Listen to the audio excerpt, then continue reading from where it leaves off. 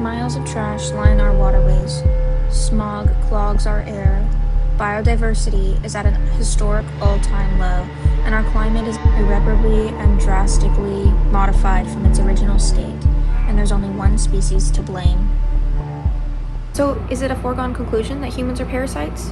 That we are leeches on our own Earth? This was never how it was supposed to be, and I think we all know that. How often have you said to yourself, or your friend, humans are the problem? Wouldn't the Earth be better off without us?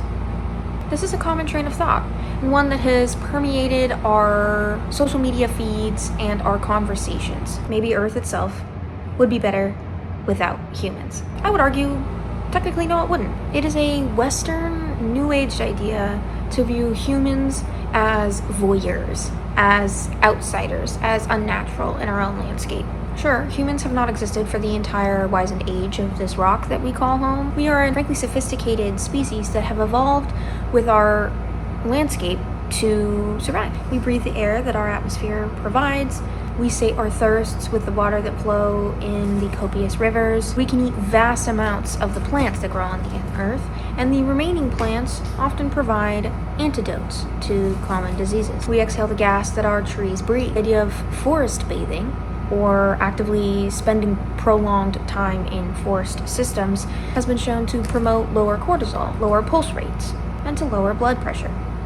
Our bodies regulate hormones within the fluctuations of our lunar cycle. Our circadian rhythm keeps us in sync with the very mechanisms within our Earth operates. We not only exist, but we thrive on this planet. And suddenly, it seems almost impossible that just a moment ago, we were considering that we perhaps didn't even belong on Earth. So how did we end up here? Homo sapiens are thought to have evolved about 300,000 years ago, and as surely everyone knows by now, we were hunter-gatherers.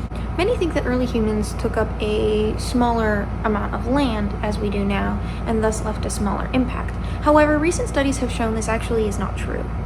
Humans were relatively widespread, and therefore were fostering large amounts of biodiversity for hundreds of thousands of years. A lingering paradigm in modern science is the belief that human colonization of the wildlands is inherently damaging, which could imply that this process began fairly recently.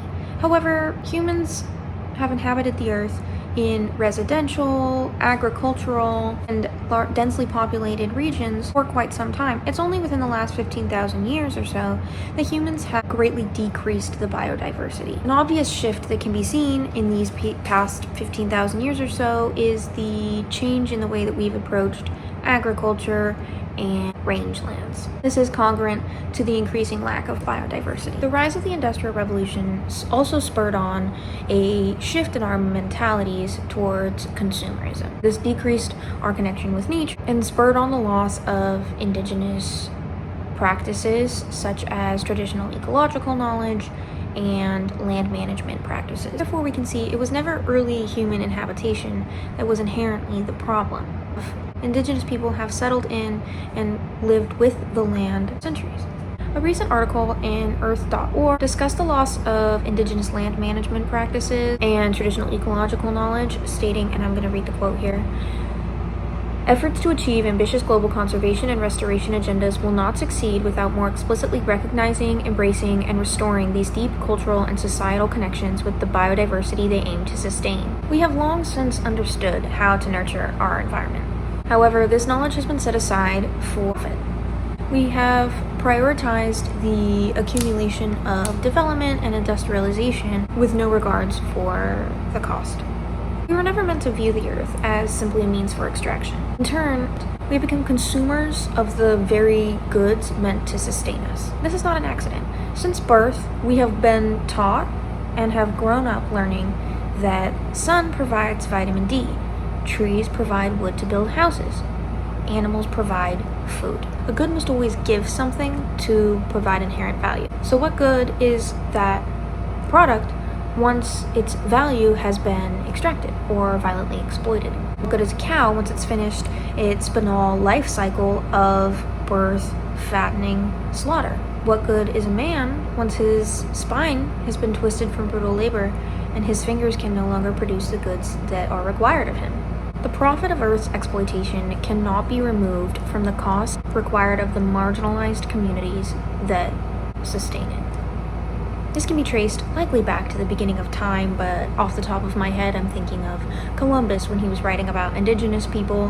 He describes the flora, the fauna, and the indigenous people already located there, all as one larger ecosystem. He certainly didn't view them as other people. He was definitely viewing them as mere resources.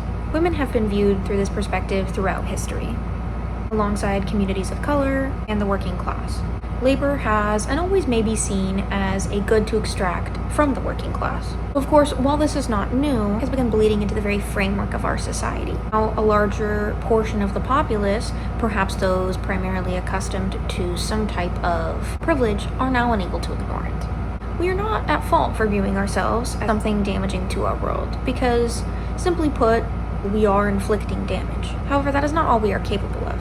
Perhaps humans' single most necessary and fundamental trait is our capacity for empathy. We feel this way because we care.